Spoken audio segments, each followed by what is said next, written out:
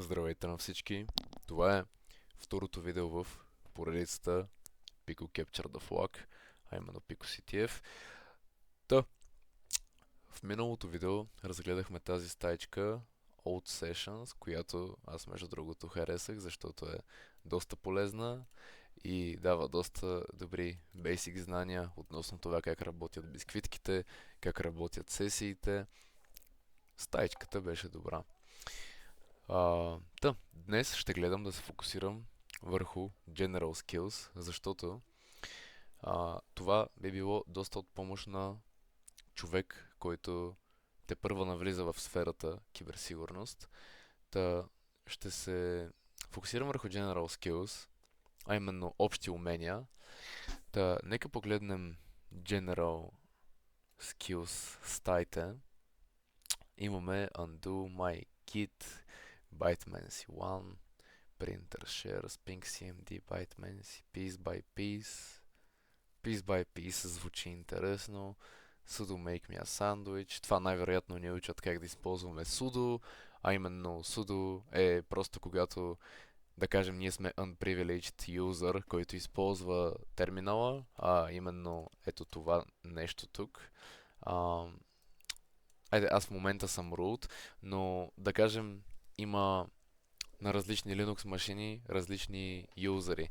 И ако примерно юзерът ми в случая е, нека кажем, какво? Някакво име. Мартин.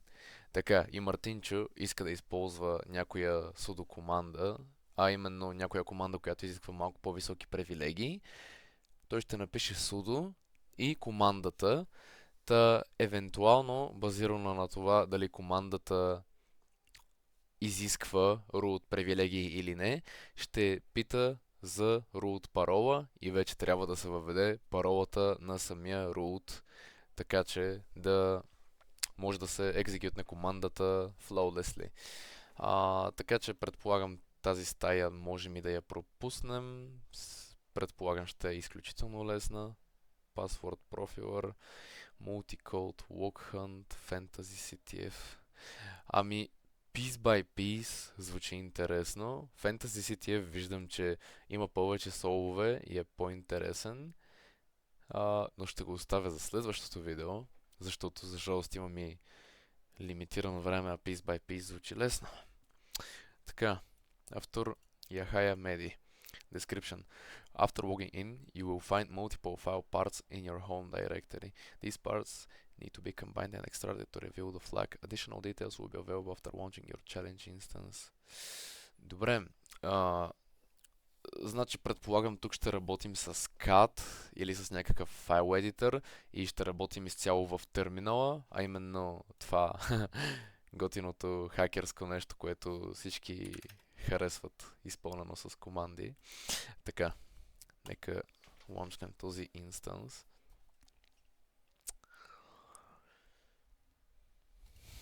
Така. SSH to dolphincove.picoctf.net 54280 логина с CTF player with a password. Така, добре, много ми харесва това, че не изисква да теглим просто някакъв файл и да работим с него в терминал, а изисква да използваме SSH протоколът, за да влезем в нечий профил. Така, нека обясня как работи SSH. SSH е команда, която, ако да кажем аз имам дадено IP на машина и искам да вляза от еди кой си юзър на това IP и сме свързани в една мрежа, аз мога чрез този SSH протокол да вляза на този човек акаунта в даденото IP. Още по-интересно, в случая няма да влизаме в директно IP, а в домейн. Разбира се, домейнът също е IP, защото всички домейни са базирани на IP, но сега ще ви покажа за какво става въпрос. Така, нека извадим терминала. Между другото, за тези от вас, които са начинаещи и имат просто терминал, много сериозно препоръчвам Terminator. Доста по-добър терминал е и е много по-добър за менеджмент. Може много по-лесно просто да се правят нови прозорци, да се сплитват и просто е по-удобно. Нека започваме. SSH to Dolphin Cove.picoctf с ето този юзър. Така, нека ви покажа как трябва да изглежда самата команда. По принцип можем чрез този порт да влезем по два различни начина, а сега ще ви покажа с -p как се влиза, а именно SSH CTF Player, защото това е юзърът на самият сървър, към който ние логваме. След това слагаме маймунскоа, защото казваме, ние искаме да влезем като CTF Player в dolphincove.picoctf.net и тук ще сложа -p, а именно -p, порт 54280. И сега не би трябвало да има никакви проблеми. Точно така. Are you sure you want to continue connecting? Yes. Така, сега ни пита за парола, която ни е дадена, слава богу. Няма да се налага да разбиваме. И сме вътре. Та. Командата ls представлява лист с това какво всъщност ни се намира на екрана. Затова нека видим ls. Така, имаме instructions, part AA, AB, AC, AD и AE. Така, нека видим за какво става въпрос. Командата cat я използваме, за да отвориме някакъв вид файл, по принцип текстов файл. Cat instructions.txt. Така, нека видим. The flag is split into multiple parts as a zipped file. Use Linux commands to combine the parts into one file. The zip file is password protected. Use this super secret password to extract the zip file. After unzipping, check the extracted text file for the flag. Добре, нека отвориме един от тези партове, за да видим с какви точно налични файлове разполагаме. Но нека направим cat part AA. Аха. Окей. Значи, трудно ще разчетем така. Значи, нека тези партове...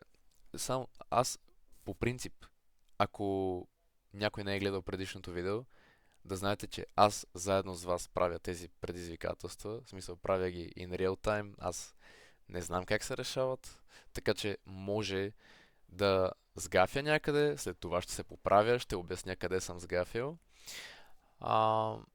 Добре, предполагам, трябва да направим всички тези партове на един zip файл, който после да катнем. Или поне това разбрах под the zip file is password protected. Та нека направим първо следното нещо, защото виждам, че са password protected. Нека видим файл.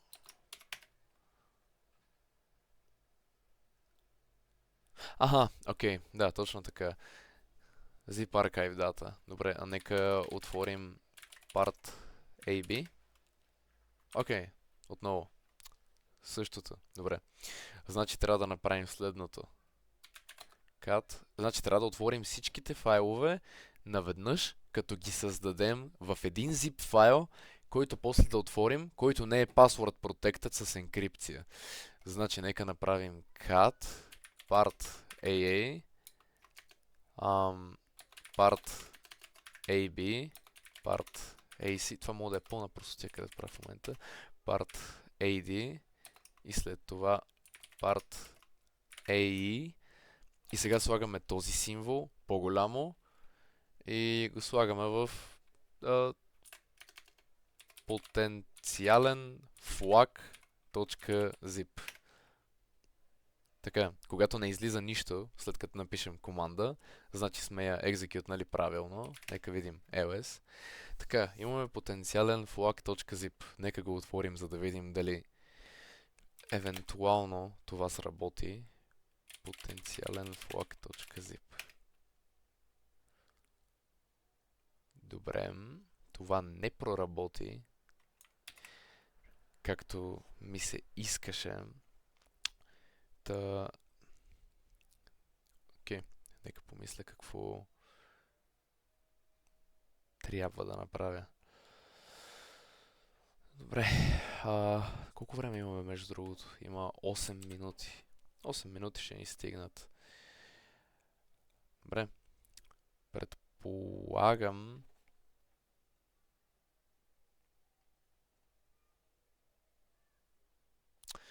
The zip file is password protected. Use this super secret password to extract the zip file. Аз може би е трябвало първо да unzipна самия файл с пасворда, който е super secret. Наистина нямам идея. Добре. Нека пробваме с unzip.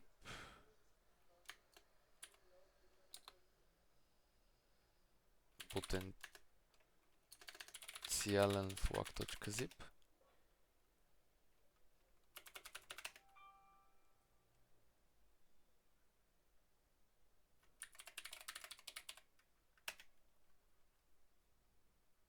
Extracting flag.text ls catflag.txt. Аха, значи всъщност е сработило. Добре. Всъщност ние изпълнихме предизвикателство. Добре, за момент, нека обясня, за момент малко ми заби мозъка, защо не се получи, какво трябва да направим. И току-що чак осъзнах, че всъщност този супер секрет пасворд, който са ни дали, само секунда, да, супер секрет, всъщност това е паролата за самия zip файл. И когато unzipваме... Окей, значи, ние сме имали тази съвкупност от енкриптирани файлове, а именно това са различните партове на самия ключ. Имаме парт AA, AB, AC, AD, AE. И ние сме събрали всички тези криптирани, зипнати, така да го наречем, файлове в един, за да можем вместо да четем парт по парт самия PicoCTF флаг, да го съберем в един zip файл, след което аз направих всъщност правилното нещо, което си мислех, че не е правилно, и го unzipнах, а не можех да го катна, защото нещата, които са били в този zip, който ние направихме, са били енкриптирани. Та използвахме паролата, която ни е дадена за unzip на файла и получихме нашият PicoCTF флаг. Окей. Това също ще бъде доста бърз walkthrough. Не, този флаг не е incorrect. Нещо не е корект в копирането ми. Само секунда. Така. Да, корект. Окей, найс. Тази стая ми хареса. Малко не бяха clear инструкциите, но се справихме и всичко мина наред.